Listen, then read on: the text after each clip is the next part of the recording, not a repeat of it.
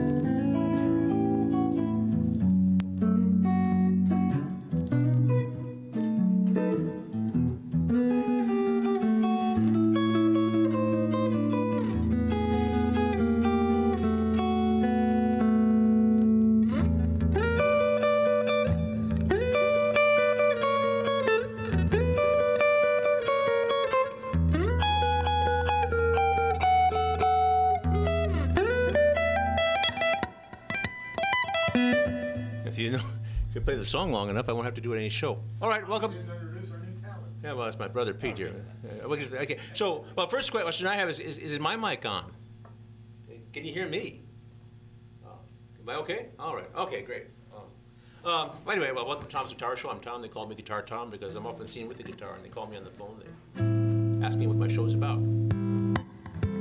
What's your show about? Yeah. Well, it's about an hour. About an hour? Yeah, about an hour about guitar players, guitar playing, and all things guitaristic. So here's the thing: you want to call me the show on the phone and ask me a question about how to play your guitar or what kind of guitar is right for you. Hey, Bob, something went wrong. I think the cable is out or something. No, never mind. I'm just going to spiel. I mean, it doesn't matter. Man. See, I was going to challenge you about all these instruments that you never mentioned. Yeah. Oh, okay. Yeah. Well, okay. But anyway, so here's the thing: if you want to ask about a question about guitars, guitar playing, or all things guitaristic, the care and feeding of your guitar, what kind of guitar is right for you? If you want to talk about something else, like the guitarrón, the cítara, the lute, the vihuela, the cittern, the banjos, balalaikas, bazookies, bajos, sextos, tiples, cavaquinhos, I said banjos already. Trombones and tromborinas. Tromborina, there we go.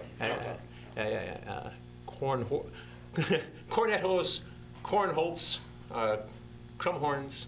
Cornamusas, yeah, okay. Yeah. Pretty good list. Pretty good list. Of course, I play the viola da gamba. We've mentioned that once or twice, but we don't usually go in that direction. We don't go into bowing that much, really. Oh yeah, bowed strings, bowed strings. It's okay, man. If you want to do friction, that's cool. I'm cool with friction. Yeah. Skopinski.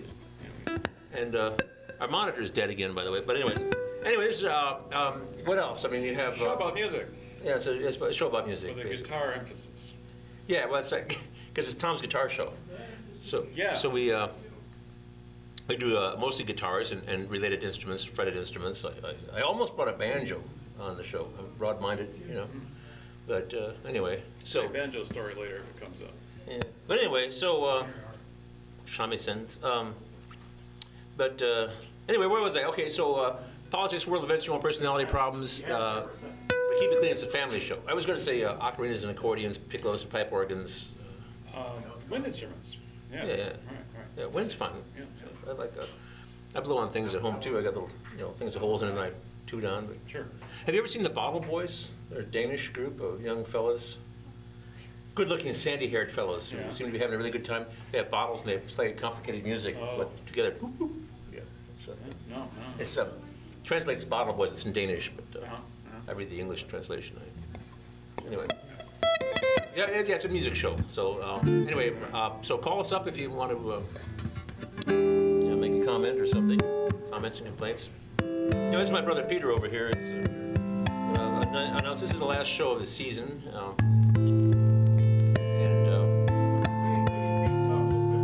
Say All something. right, yeah. We're still trying to establish the critical infrastructure here in the studio. What do you say, guys?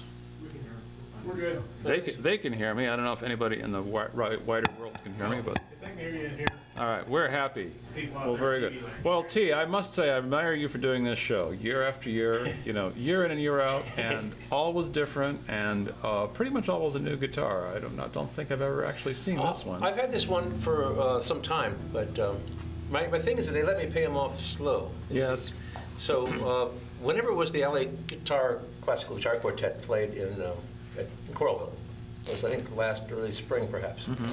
I believe it was, I don't know. Anyway, so I tried this one out on the show, and I liked it. I tried this one and compared it with my fat jazz So guitar. what does that have to do with the LA Guitar Oh, that Quartet? night we went to Laura and I went to the concert. And, Oh, and then you went. so I played this. And then you had to go buy a new guitar. Well, no, see, I had the guitar already Oh, yeah. because I was just going to try it out. Because the guy said, "Why don't you take this and play on your show?" Because he believes in this builder, and so it's how thin it is. It's a for the. I don't know if it goes well on TV. It's a gorgeous curly maple Yeah. top, or maybe is it solid maple? There's It's many a- layers, I believe, and it's very thin. Yeah, and, it's, but it's very, just- very it's dense. like an axe blade. It's really. It's like an axe blade. It's very, very heavy, and it's very, very thin. Is it all made of wood, or are there some other materials in there? No, I think it's all wood. But the thing about it is that actually it has a zing to it because the whole thing is alive. Electric guitar, some people say, it doesn't matter what you make an electric guitar out of, it's at the pickups. Yes. But the body of the guitar makes a big difference. Yeah. I noticed the difference between two different Stratocasters, one made out of alder and one made out of ash, for instance. But so this one is very heavy and very thin, but it zings. It's like you bang it. It's like a gong, you know. Gong, you know. You play a note. Super responsive. Yeah. Yeah. So I have a question for you. I can understand that the material the guitar is made out of makes a difference, but how about the shape? Is that purely cosmetic, or does that enter into the I don't acoustics? know. I've too? heard different opinions about it. I don't know. Because I've heard different opinions also. I mean, like, people talk about the shape. They also talk about like if it's carved out on the inside, which of course this one is not. But there are chambers Sure, there. sure. You Yeah, know. acoustical interaction. Right. And so I think it might be the amount of wood that's in it. You know, it's mass. Perhaps makes a big difference. Yeah. Whether or not if this were deeper and smaller, that would be different. I don't know because it sounds very different from everything I have. But like this one is symmetrical, for example. Yeah. Pretty much. More or less. All right. Look at this side. Yeah. Now, the interesting thing about the two horns sticking up at the top, I mean, they don't have to be there for your, as a player.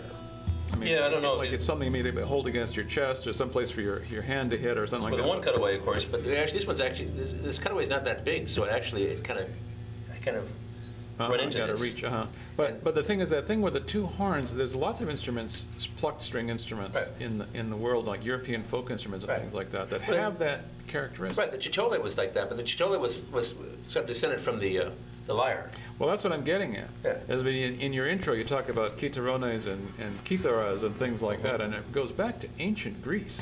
Yeah, with the lyre. And not necessarily like a straight line of instruments ever since ancient Greece, but this, I think this kind of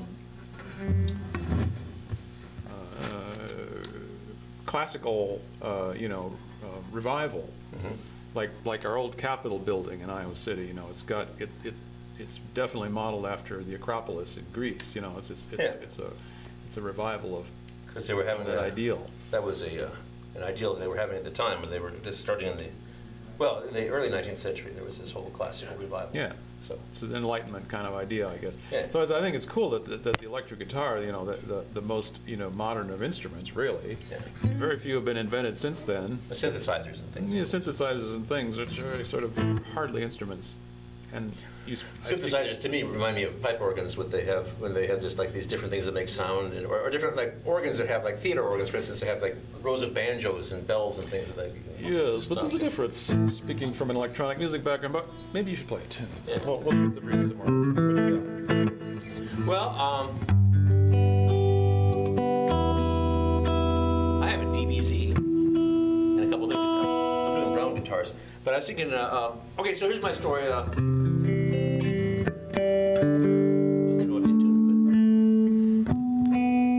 So we had our show last week, Donna sang Blue Christmas rather well, I thought. And the woman who was playing the banjolele in that string band, who actually takes banjolele lessons from me, and I'm deadly serious about banjolele.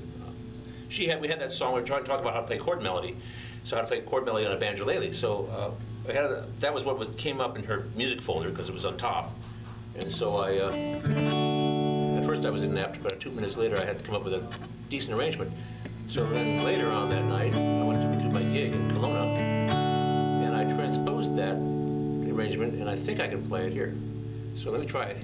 Blue Christmas.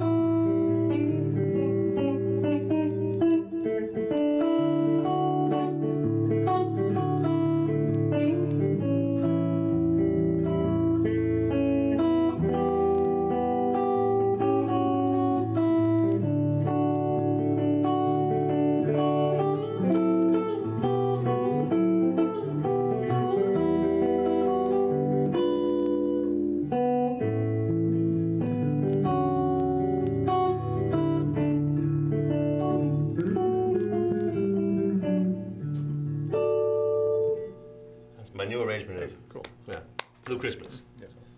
I play in a restaurant on the weekends, and I have one more week of Christmas. What restaurant do you play in on weekends? Well, I'm glad you asked. I play at the Tuscan Moon in beautiful downtown Kelowna, Iowa, right next to the bakery. And people can see you there on Friday and Saturday nights? I'll be there this week, Friday, Saturday night. I'll be there on New Year's Eve also. Ringing the New Year in Kelowna. That's right. And which is traditionally a pretty dry town. You can't even see these, I guess. Yeah, our still studio colorful. lights are too bright for the Christmas lights to I show. suppose. You know, I was going to say it's kind of bright in here because I'm a little green around the gills, you know, and a little bit washed out. I don't know if we're... You know, It's hard to correct them. I can't get it out in our... yeah, okay. Well, a little green around the gills there. Skowinski says it's put in the flashing mode. That's what it should. That's as it should be. They, I can't see it. Oh, well. well, there's pretty enough even just in the bright lights. I suppose. Well, in Kelowna, of course, I'm in the dark there, so I tend to, like, you know, hang them on my neck and around my guitar. I decorate myself because I'm right next to the Christmas tree. I try to find some place to put this, but anyway. But anyway, this is my DBZ guitar. I want to bring the Christmas lights because I have a. I was playing this guitar last night, yes, and I got it down because it doesn't have any. It doesn't buzz. It doesn't have any interference. Now, I have another guitar that has buzzes horribly, and I got a humdebugger, which is of course the opposite of a humbug, which I think is nice. Yeah. But the humdebugger takes the buzz away. So the other guitars that I have that are more old-fashioned, you know, they buzz. But then with this thing, it takes the buzz away. Then I get the beautiful sound of the P90 pickups. But so I have this guitar tricked up as a jazz guitar. Because I have big fat jazz. This could be a rock and roll guitar, but I have it. Anyway, but since I've come this far, I thought I'd bring out another What you got? brown guitar. So turn this down. which one am I on anyway? I'll take this, push this button and turn this one down. Then I can, yeah. So, Yes. of course, this one, Where's the DBZ made? I think it's a combination of California and Korea Yeah. or Indonesia. And that's the thing, which is, I should get closer to my mic when I explain these things. Oh boy, I got some tuning to do. So really, some years ago, or for many years, of course, I wouldn't have been caught dead in a ditch. Yeah, the house lights don't have to be on, do they, or is it? They're usually off. Personnel have to re-iris. Oh well. It's a little bit better. Okay, but I'm sorry, we're talking about the lighting and... You were about to say you wouldn't be dead in a ditch Yeah. with a Korean guitar, and that's what I'm... Korean or Indonesian guitar, because you see, this is the way things go. That they started making guitars in Japan in the 60s, and like the Alvarez, which I'm going to bring an example of, was a Japanese company, but they gave it a Spanish name to make it more marketable, because Yes. there's a long history of Americans liking Spanish guitars, and going back to the 1840s with Spanish Fandango. And anyway, so yeah, Alvarez got in trouble for copying American guitars exactly, and some of their copies are better than, depending on what vintage it was in the American factories, because sometimes they didn't have such good ears, you know. Sometimes the Alvarez is actually better, but they got into a little trade dispute with the companies who invented the guitars, and they, you know, were doing exact copies.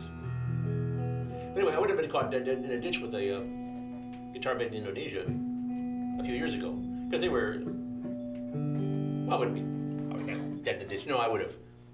You know, when You might have been caught dead in a ditch. I might have been, yeah. Right. But no, I probably would put it in a ditch. But I think it's like we've blown up guitars, run over them, and shot them with pheasant guns on this program before.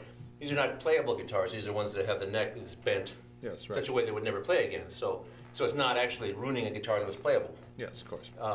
However, in the last 10 or more years, the progression has gone Japan to Korea, because the Japanese workers are too expensive, the Koreans were cheaper.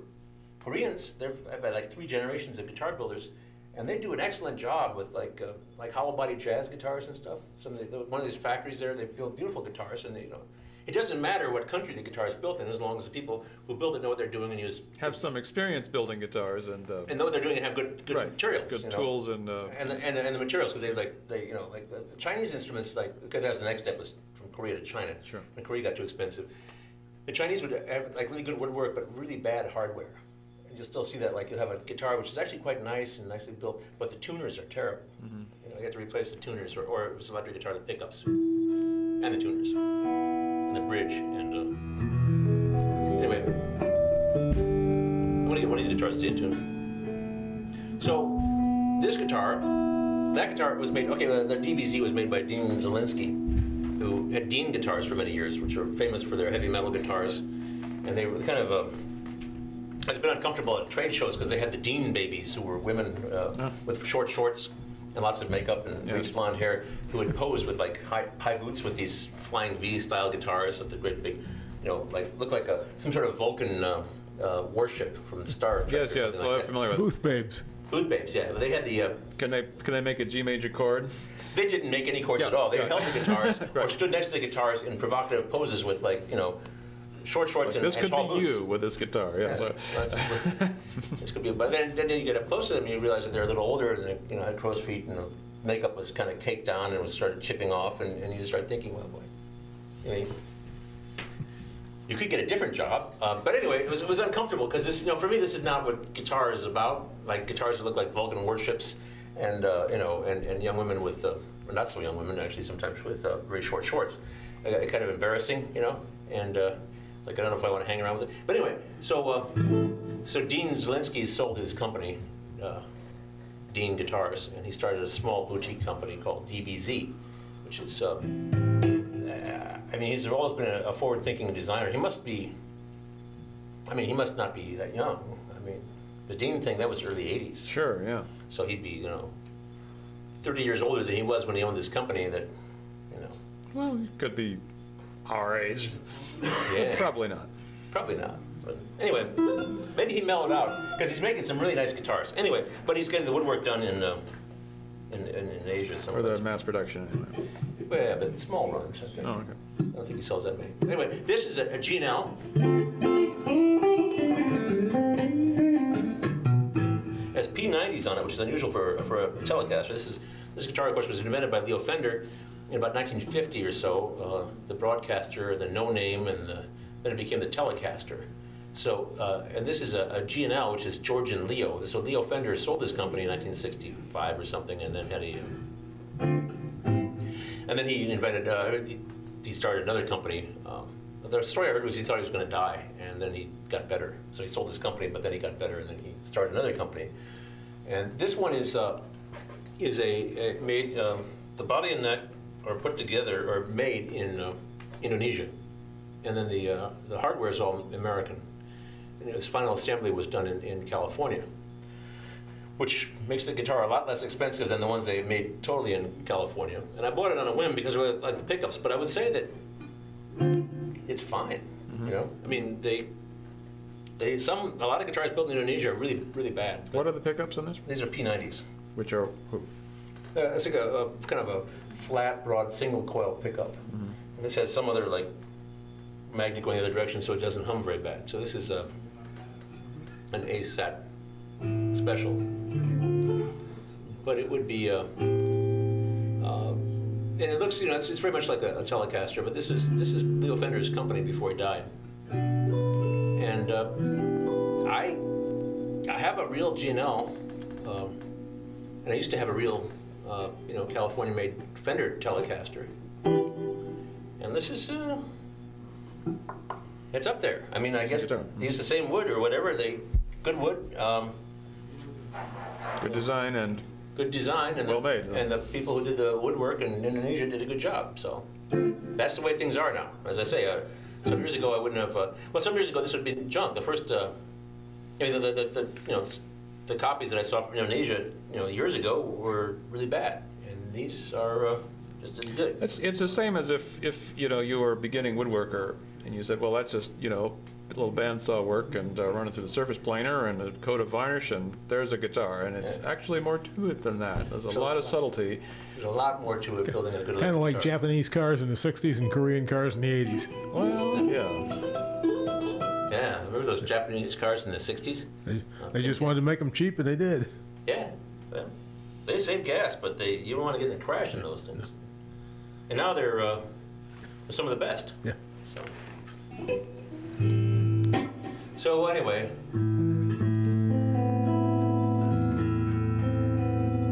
I love this guitar though. It is brown.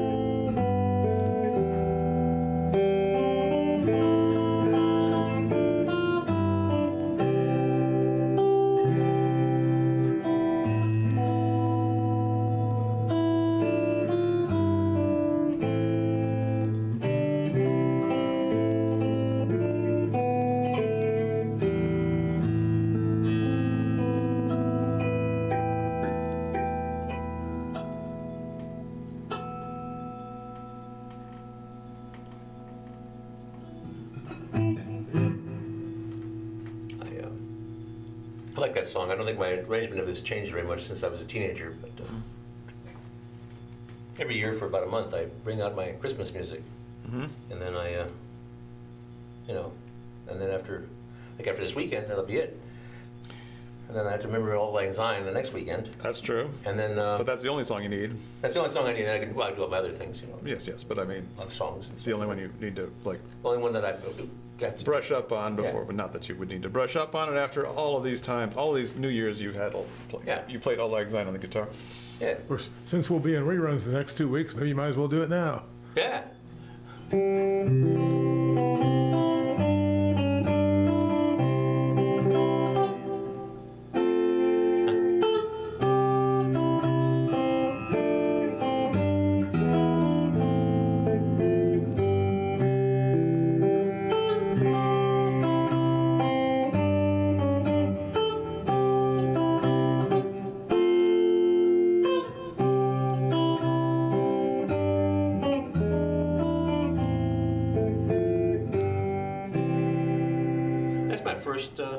That's the first time he's here. Our viewers should watch, though, because sometimes we do it better on the rerun. That's right, yeah. Well, Phil always edits out the obscene language. But we actually haven't had that for a while. That was a big deal in the 90s. Yeah. Was to call in shows and, you know, And prank them. prank them. Yeah. Yes. People who had no, Did you, you were talking about the history of Christmas. Do you have that story? Oh yeah. Well, I'm an atheist. Yeah. Yeah. So Christmas means, you know, the same thing to me as it means to everybody else. Because how does everybody celebrate Christmas? Well, they sing songs and give presents and put up a tree and put lights on them. They feast and make merry and, Yeah. you know, make good wishes to each other and that sort of thing. And it's like pagan, Yeah. and secular. Yeah, I know some hardcore Christians who don't celebrate Christmas because it's a pagan holiday. Well, And they objected. Actually, we got Bob on the line here. Another Bob. Yeah. we'll get back to that. Yeah, we'll get back. Hey, hello, you're on Tom's Guitar Show. Yeah, hi, Tom. Is that you, Bob? Yeah, I'm Bob. Yeah. Okay. I can't spell it. I'm really dyslexic. Yeah. Yeah. That's a good name for a dyslexic, I think. Bob. No? Yeah. Did you get a new hat? No. That looks leather. No, it's just because the lights are so bright, it's shining. This is cotton, and this is one of the newer ones, but I get them in, I get several at a time, you know. These are machine washable cotton caps, so this is just I don't know, they put more lights on, and it's really Yeah, it looks like it's leather on my Tom has TV. actually fewer hats than he has guitars, but he does have a large number of hats. Yeah, I have my brother Pete's over here. I have a lot of hats, and but Yeah. I don't usually wear but just a few of them. It's like the guitars, though. Oh, let's see. Bailey's. My hat is Bailey's. It looks a lot like that. Yeah, I think I have a Bailey's somewhere. I discovered that the wool ones you could wash. I have a wool hat that I thought I had to dry clean, but I put it in the wash and it came out pretty well. Mm-hmm. It's still too warm for me though. Yeah. And that's your brother? That's my brother, yeah. Yeah. He teaches history? No. Not formally. Oh, I thought your brother was Oh, I've got another brother who was a history professor, and now he works as a translator interpreter in Berlin. But He he's, couldn't make it. This brother is the translator? No. Okay, so our brother that we both have is Yes, right. lives in Germany, and he does interpreting and translation, and he has a PhD in history and a bunch of novels that he's written and stuff like that. He's the one with the talent. yeah, he's a washed-up professor actually, and so now he's doing translation, interpreting, and writing. So he's, Yeah. Well, he's, Kind of like being a washed-up musician. Pete, they need you to face the microphone and pull it in closer. I beg your pardon. maybe you should point it straight at you like that. So what it is that I do is I'm a recording engineer, and I work with classical musicians. I do concerts and CDs and student auditions and what have you. So this has been a big choir month for me this month. Oh yeah, on a choir music, right? Yeah. Blue Christmas. I recorded Blue Christmas on Saturday. The choir, Quire, you know, gay, lesbian, transgendered, I can't remember all the choir in Iowa with City. a QU, I see, yeah. Yes, GLBT Choir. Oh, yeah. choir, the choir, and yeah, they did Blue Christmas. They do a good job of it? Yeah, they did. Yeah, they're actually sounding fantastic this year. They have a new director this year. See, I don't care if they're gay and lesbian as long as they sound decent. That's They're not all gay and lesbian either. Yeah. As far as Hey, this is a family show. yeah, that's right. well, They're gay and lesbian families too. So that's the thing. I mean, I know. Is that right? Of course. Oh, yeah. I guess they're human beings too. Yeah. Yeah. They could definitely reproduce. I've seen it for myself. Well, the results of it. I think we're making some progress in that area. I don't know. Oh, it's great to see. Yeah. I must say, I think we're all spoiled living in Iowa City, where. Yeah. Segue to politics. Well, human rights, you know, I think we're a little better about human rights here than maybe other places. And although I think that Iowa isn't too bad as far as acceptance is concerned. I've been around.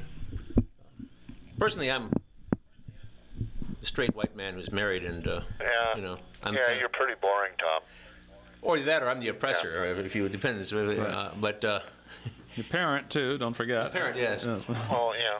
That's right. But so my opinion doesn't matter, although that's discrimination. But anyway, I don't know. It's all complicated, but basically simple, is it? I was talking to a guy who Yeah, actually... so, you got a little bit more of the talk show format going. Yeah, well, I should probably be playing... Pete brought a recorder. You want to hear a tune? Yeah, we could... Oh, sure. I had... Let's see, I'm trying to think. Oh, I wanted to ask Tom.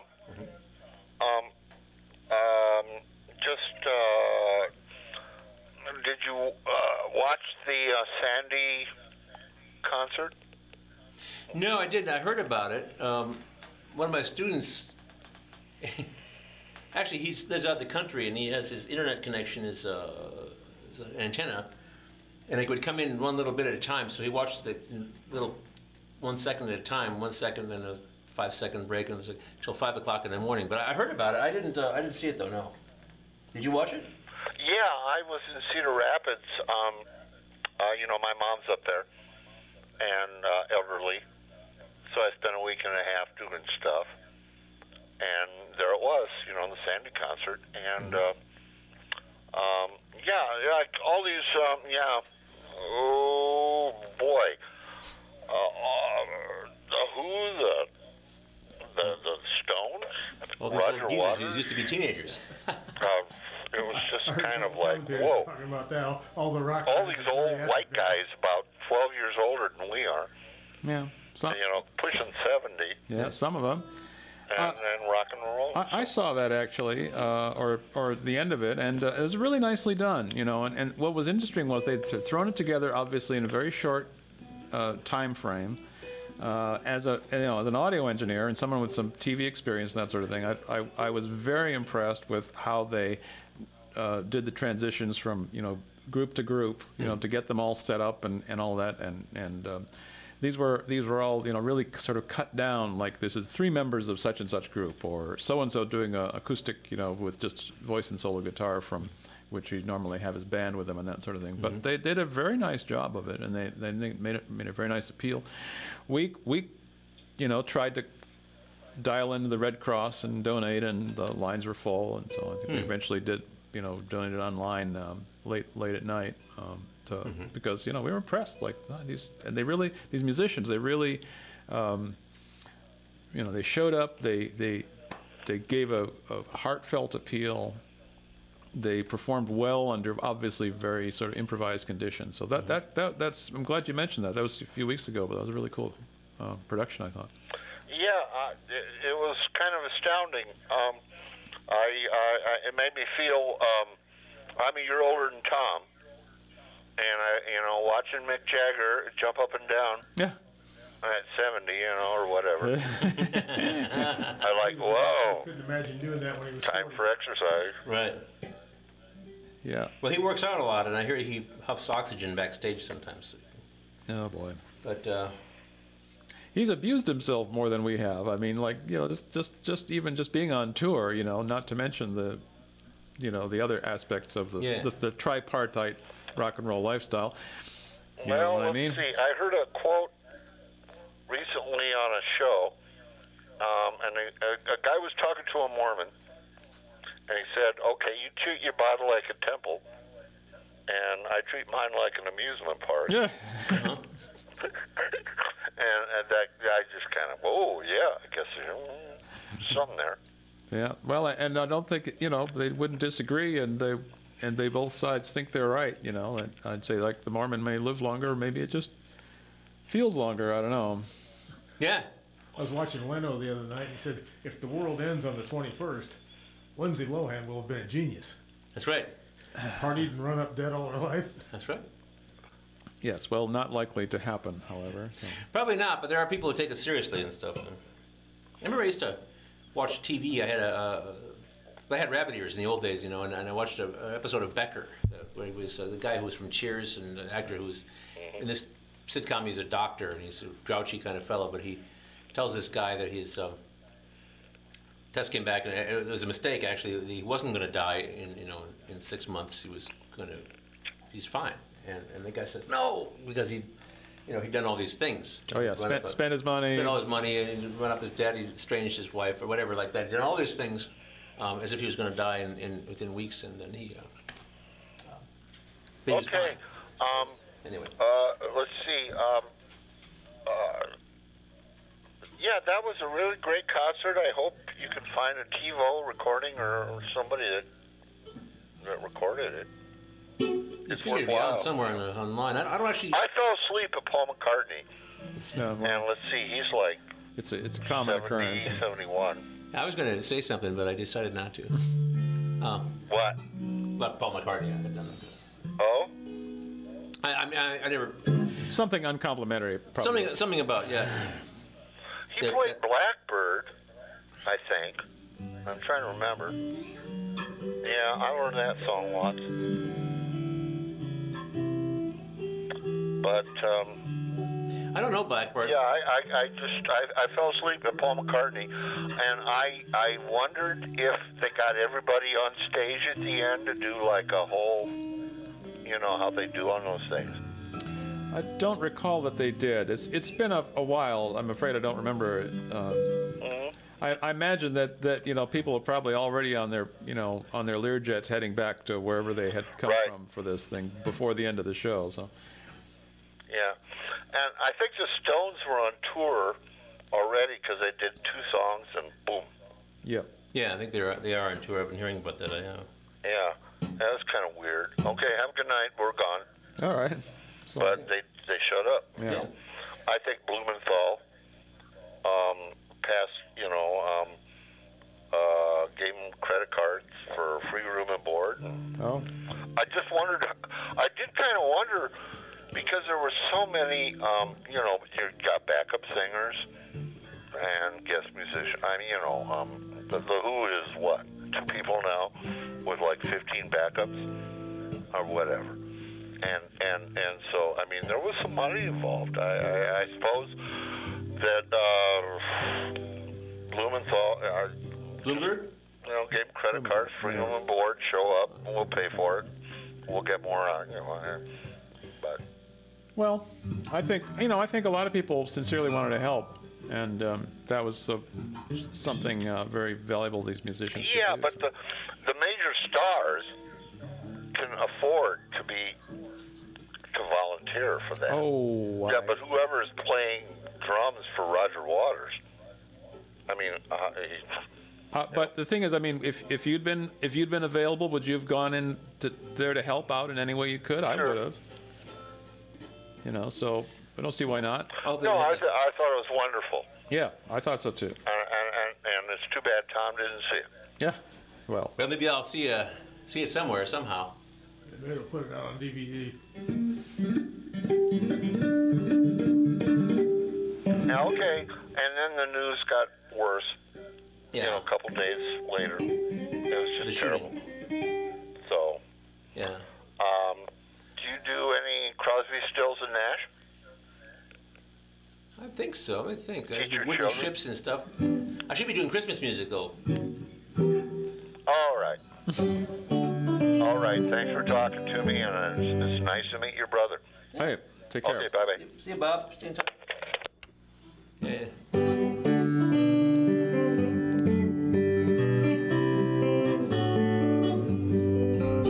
Well, you're telling us the history of Christmas. I'm going to get a different guitar, but why don't you... Oh, well, okay, let's see, where were we? Can't remember. You're talking about All these, paganism the ways, and all. all the ways, all the ways we, you know, most of the ways we celebrate Christmas are, you know, not specifically religious in, Right. in any way, or Christian specifically.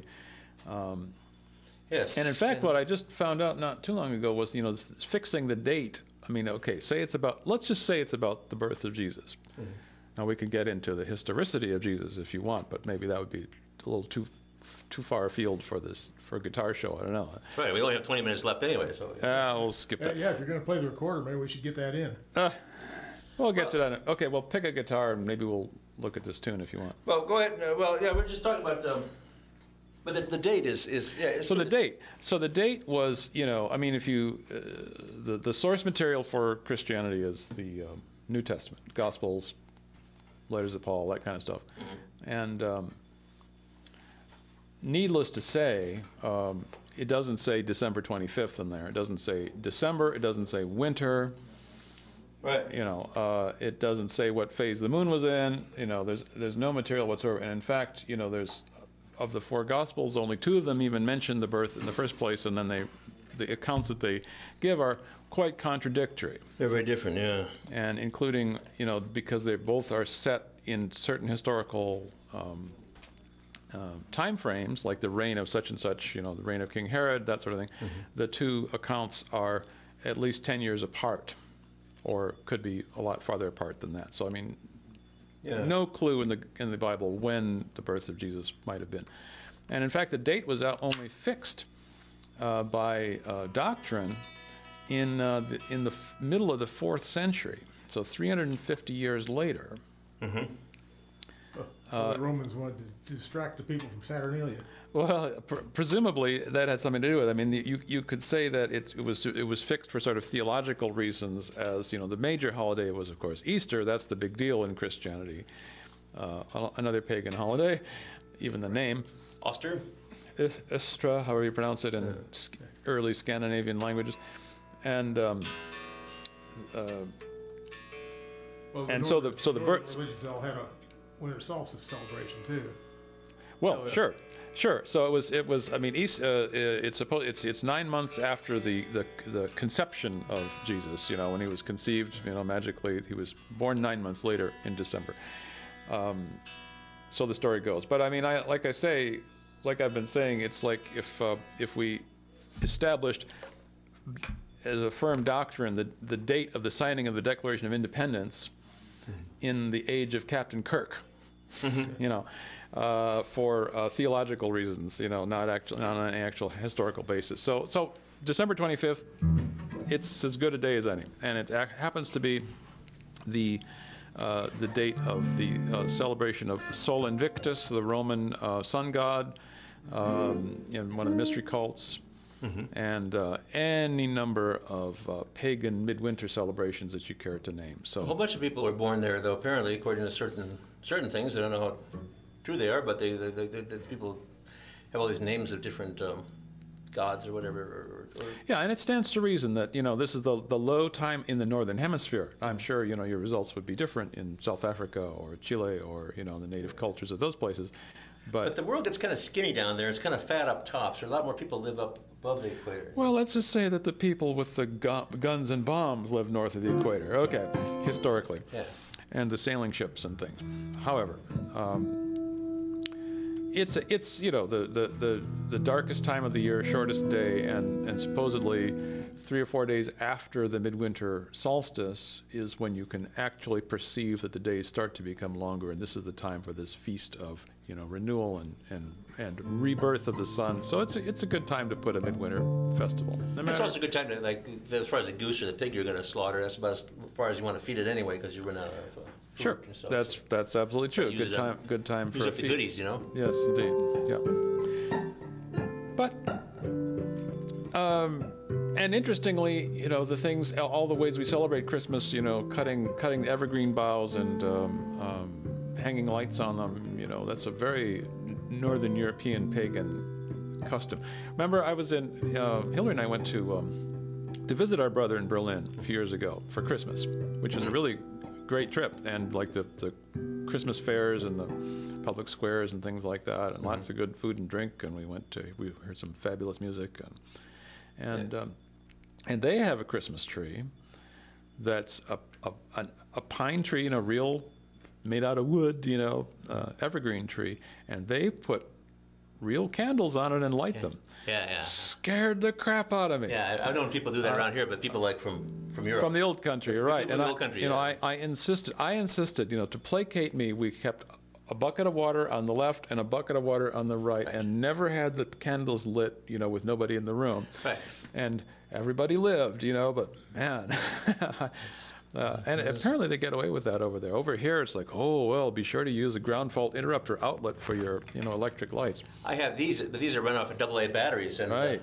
And I suspend them around my body and stuff. And even that, you could trip and strangle yourself. So. Well, I suppose, but I'm not going to worry about it too much. So we're a lot more nervous about things like that. I suppose my guitar cord would do that, but I think the Germans really, I think our Christmas around here is very heavily influenced by the Germans. I think they had more fun with Christmas than, say, the English did.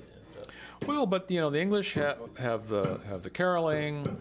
Boxing Day, but yes. It actually said that our German influence on our Christmas is because in Queen Victoria's time, her husband, Prince Albert, he was German. She was mostly a German too, actually. Right, right. So these Germanic customs got to England, and of course we all the royal family of Europe in World War I. George, the Kaiser, and the Tsar were all first cousins. Yeah, right. That's the problem with this stuff. Right. Germans, they'll have with you always. Even I have German ancestry. Largely quite a bit. German, yes, right. Yeah. Our great grandfather came from Canada. Yeah, our great grandfather, but he was Irish. Okay, but I point out that we're all immigrants here. Our ancestors came from Canada. Yeah. Some of them, yeah. So that's. I think we all got here, though, into the New World before the Civil War, as far as I know. I don't know. Probably. The oldest standing log cabin in the USA is Nothnagel House. Yeah, that's right. Pennsylvania or someplace? I'd have to look it up again. Somewhere out there at the east. The other side of the Mississippi River all looks the same to me. So. Back east. Yeah. Blown away by the hurricane. This is a... Yeah, what is that? This is an Ibanez, and you've had that for a long time, haven't you? No, not that long really. No. And it was actually quite inexpensive. It was used, and a little, you know. I haven't had this all that long, but I got this at a whim, and it was like I used to give the guys tips on Monday at the guitar shop, you see, and I got these sort of. So this was kind of a whim because I've got. A year or so, or a year and a half ago, I got into a Gibson fetish sort of thing. I've always, you know. I tend to be kind of prejudiced about things, and they're like the Fender people and Gibson people, and I'm more of a Fender kind of person, you know. I think, you know, but I believe in like egalitarianism in a sense. So you're broad-minded in terms of guitars, within limits, or in general, I suppose. I'm trying to be like broad-minded in general. So this is a. It's a real test for you. It was a test. But anyway, this one, so I got the Les Paul, and then like a day later I got the SG, and I spent the whole summer paying them off. But a year ago last spring, and playing them. I brought them on the show, and I messed with them and did stuff. And I still have them, I bring them down. Actually, I played the Les Paul last week on the show for my electric guitar part for the Christmas Spectacular or whatever. But this one is like kind of in between Les Paul and SG. It's very Les Paul-ish in many ways. But it has this, you know, it's sort of the shape and everything. It's quite a bit lighter than a Les Paul is, but has the same sort of pickups, or like of the earlier Les Pauls. Anyway, but it's got an SG feel to it too. It's sort of in between the two. So I hang it on the wall. Gibbstown, New Jersey. What? Gibbstown, New Jersey. Gibbstown, New Jersey. That's where the Nothnagel House is, log cabin. From the 18-something. We should play our song pretty soon before it's too late. Yeah, want to?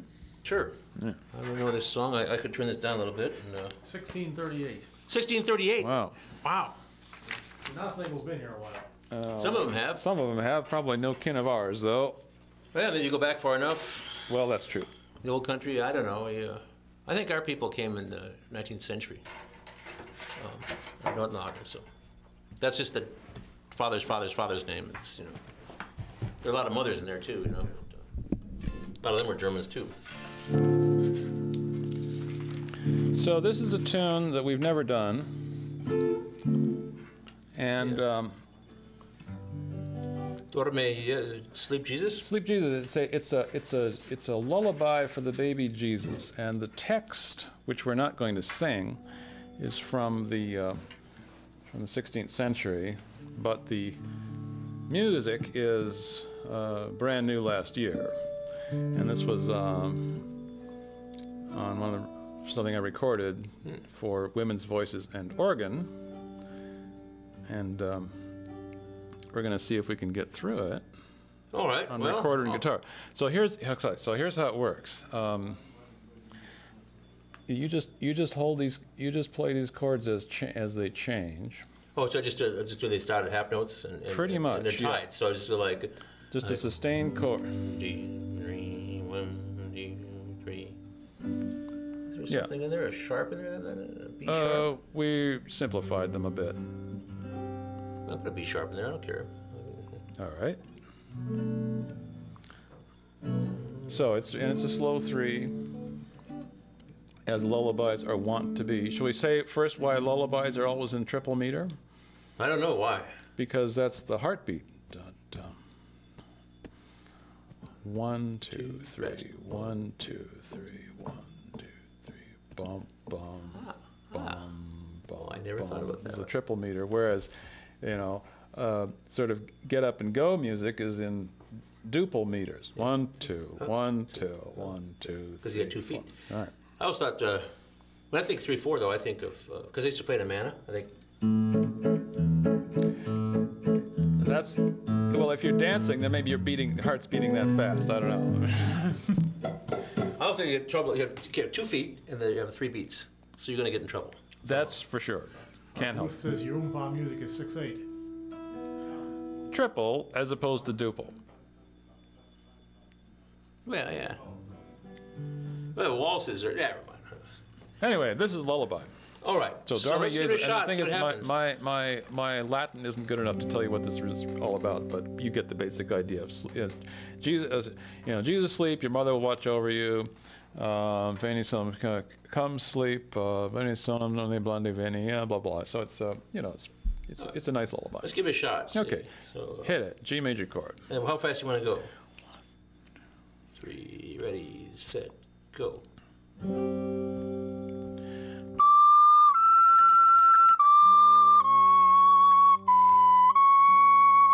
3.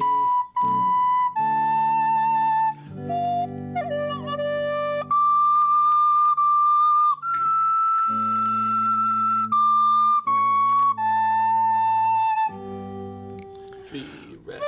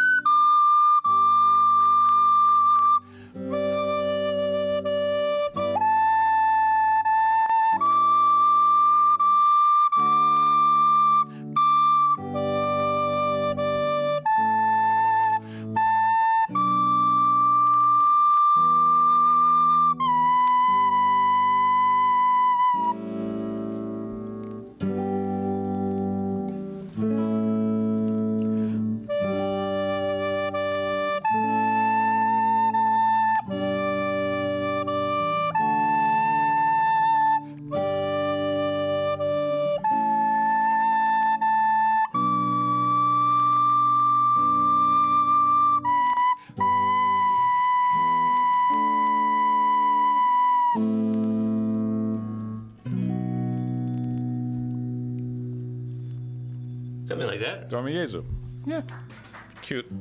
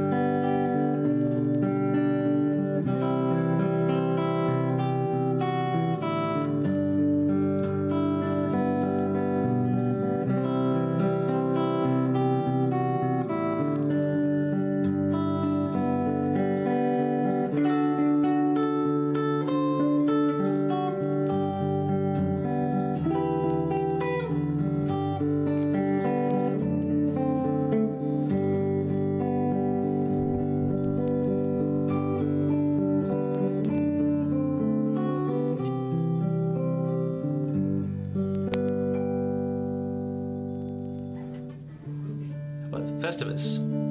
Heard of Festivus from a Seinfeld show, I think? Yes, if there was ever a made-up holiday, that would be Festivus. That's a good one, though, because it's like doesn't it start like Halloween and end at New Year's or something? I don't remember. I was never a big Seinfeld fan, I'm afraid.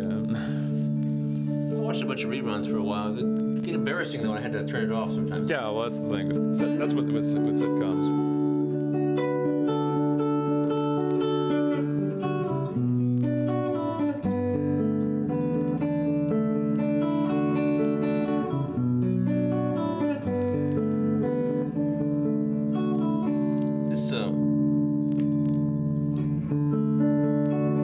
This carol's the Cherry Tree Carol from. Oh. It's from the Apocrypha, or whatever the Apocrypha. Yeah, Apocrypha. One of the many Apocrypha. Yeah, this is what they're traveling and she's pregnant. Mary's pregnant. And she wants some cherries. And then Joseph wouldn't get them for her. And then the tree, Jesus prays from the womb. Yes. And then the tree bows down. Well, Joseph stands around looking stupid. Yes, I know. It's pretty, though.